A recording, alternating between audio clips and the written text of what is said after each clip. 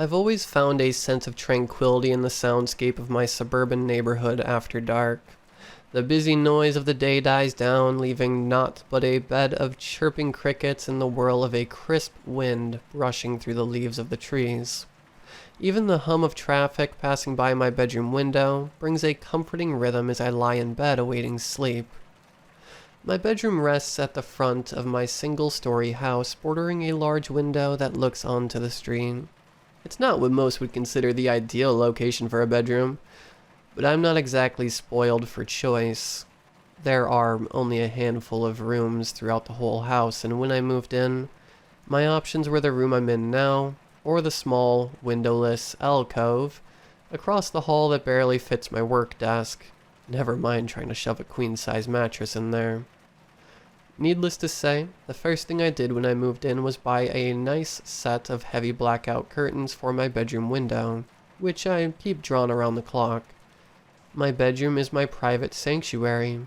I'm not fond of the feeling that a nosy neighbor may be peering in at me from afar. Even so, sometimes as I lay in bed, I can't shake the feeling that there's someone standing on the other side of those curtains. That if I were to pull them back, I would be met with a pair of watchful eyes beaming down on me. Most of the time, when this feeling crops up, I'm able to shake it away as an irrational thought. Recently, however, things have changed, and I've begun to wonder just how irrational those thoughts really were. I'm no longer certain of when it all began, but if I had to pinpoint a specific moment, it would be 4 weeks ago, the first time I heard their song. It was around 9:45. I had resigned myself to bed over an hour before, as I had an early morning the next day. Yet, sleep eluded me. As I lay restless in bed, I started to get that creeping feeling again that there was something outside my window. As usual, I shook it off, thinking it was just my brain playing a cruel trick on me, knowing full well that I needed a good night's rest. But then, I heard it. Out in the street, someone was singing. Not just someone, a whole group. Difficult to tell without seeing them, but there seemed to be at least half a dozen different voices. I couldn't make out what they were singing. The song sounded like gospel, but the lyrics were in a language I couldn't comprehend. It didn't sound like any language I was familiar with. Looking back now, it's strange. I don't remember feeling scared at all that night. Perhaps it was due to my confusion. My attempts to rationalize why these people would be singing so late at night distracted me from fear. I remember thinking that it was probably a group of drunk college kids messing around. After all, I live in a college town and not too far from the campus, so it seemed plausible. They likely got a bit lost on their way back to the dorms after a night out and lacked the inhibition not to bother my neighbors and I as we tried to sleep. I rolled over, placing my back towards the window and trying in vain to ignore the noise outside. It would be over soon, I told myself. Perhaps even someone with less patience and more confidence than I would go outside and yell at them to knock it off. No such luck. I continued to listen to the strange song, tracking the voices as they combed up and down the street. It felt longer, but after 10 minutes or so, the street finally fell back into silence. I found comfort once again in my familiar landscape of cricket chirps and eventually drifted off into sleep.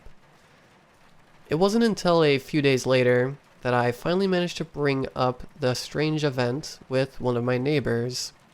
Mrs. Everly was a twig of a woman. The top of her head only rose to my chest, and in her old age, she was hardly anything but skin and bones. I happened to run into her doing some yard work as I returned from my evening jog. After a bit of friendly small talk, I finally asked her about the singing the other night.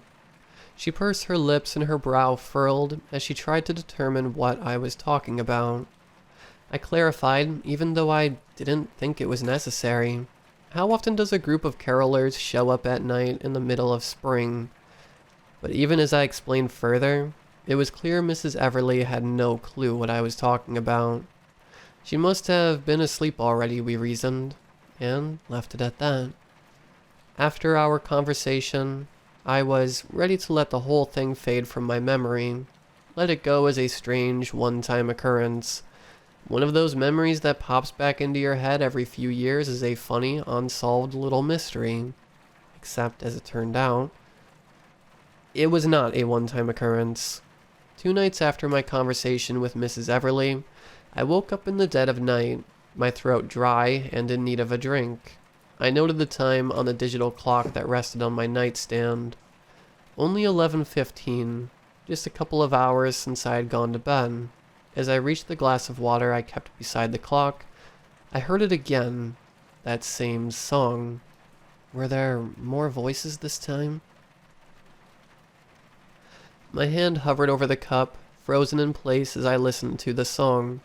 I could hear it more clearly this time, but that didn't help me understand it any better.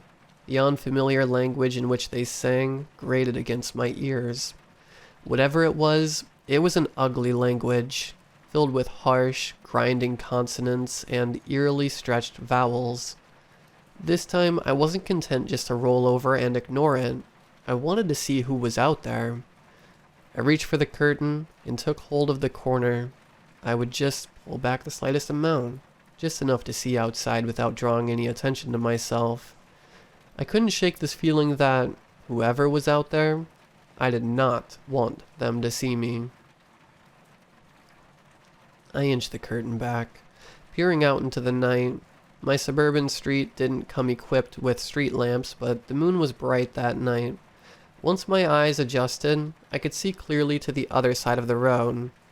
There they were, a group of 8 people walking up and down the street, singing their bizarre chant. From their voices, I could tell that there was a mix of men and women, and I couldn't tell how many of which, nor could I gauge how old they were. They were covered head to toe in blue robes, which made them difficult to spot in the dark, and they wore wide-brimmed, pointed hats that looked like they were pulled from a witch's costume, straight out of a Spirit Halloween store.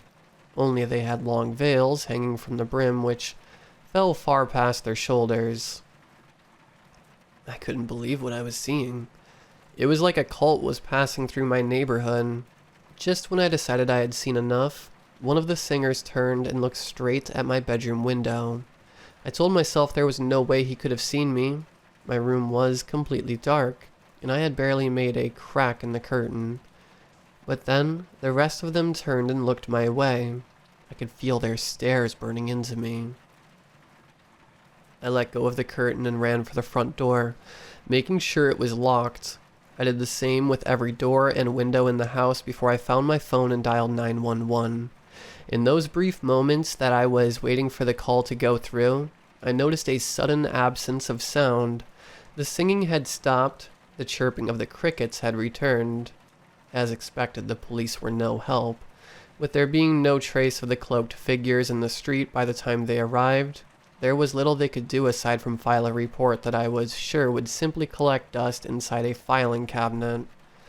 The flashing blue lights of the squad car that sat outside my house as I answered the dispatched officer's questions did seem to draw the attention of some of my neighbors. Though, as I would learn later, not a single one of them had awoken to the singing. After the voice had finally left, I returned to bed for the night, even though I knew there wouldn't be any sleep to be had.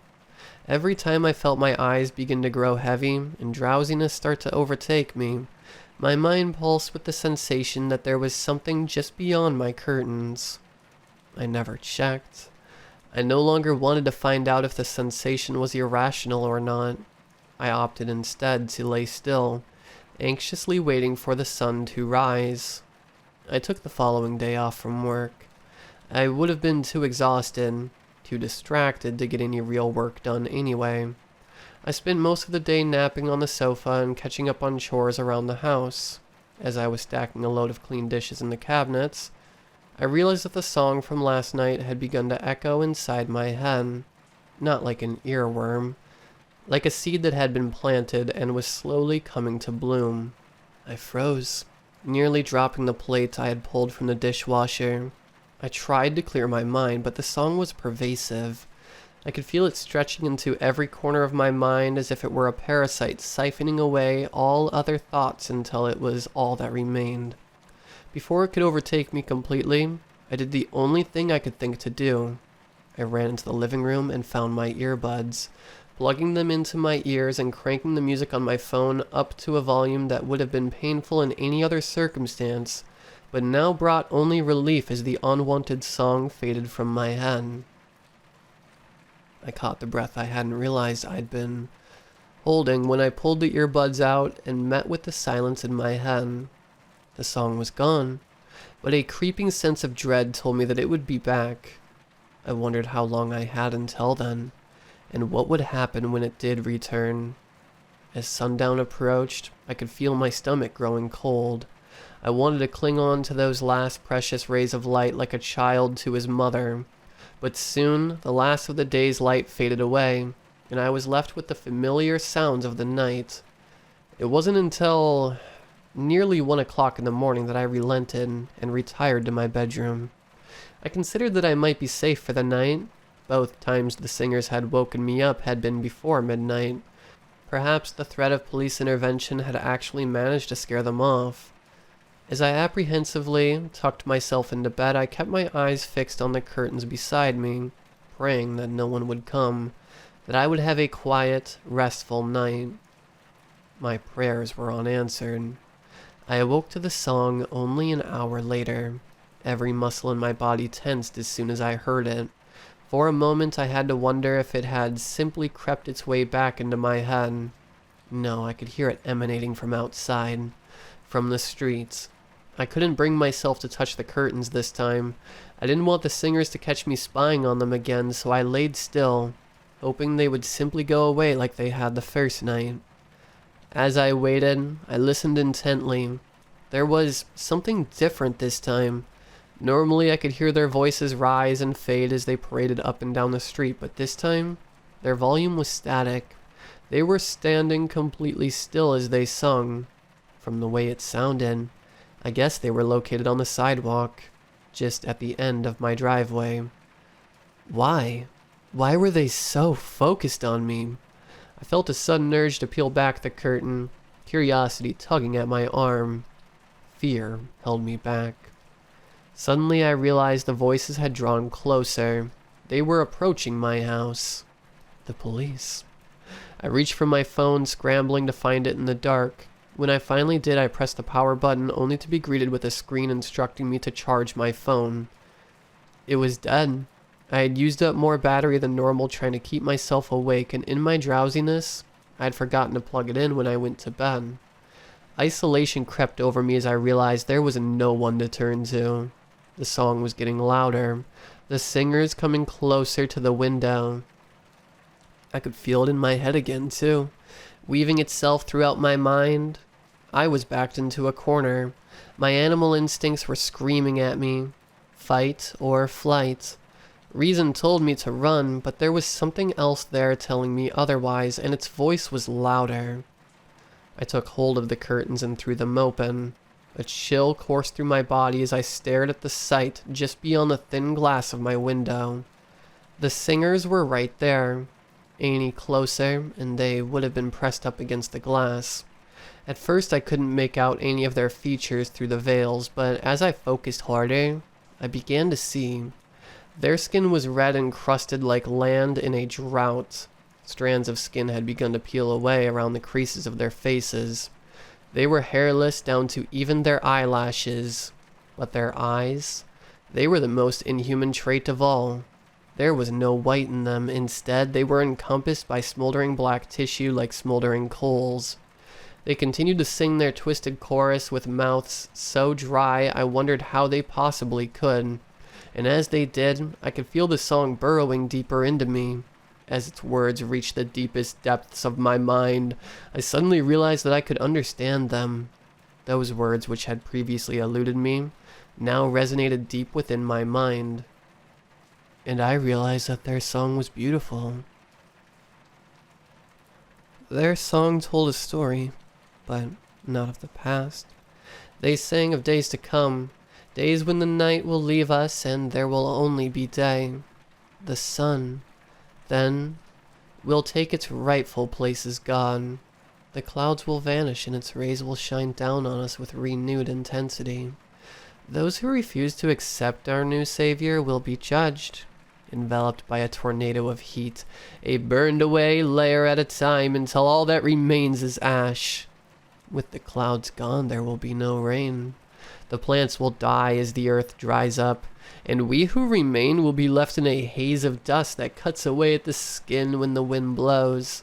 Life on this planet will be hell, and for those that can endure the suffering, that can prove themselves worthy, it will be brief.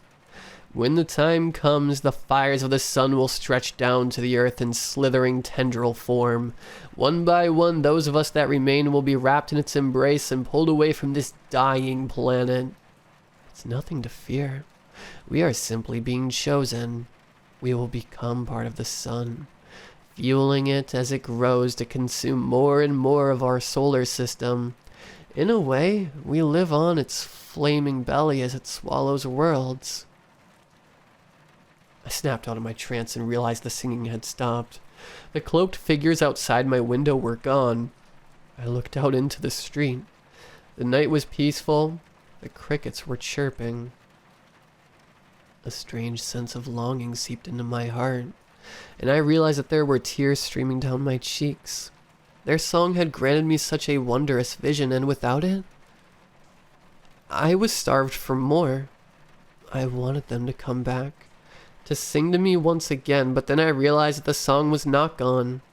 I could still hear it, lingering in the recesses of my mind, playing on a loop. I breathed a sigh of relief as a smile slithered its way onto my face. I lay back against the pillow, closing my eyes and letting the sweet lullaby guide me into sleep.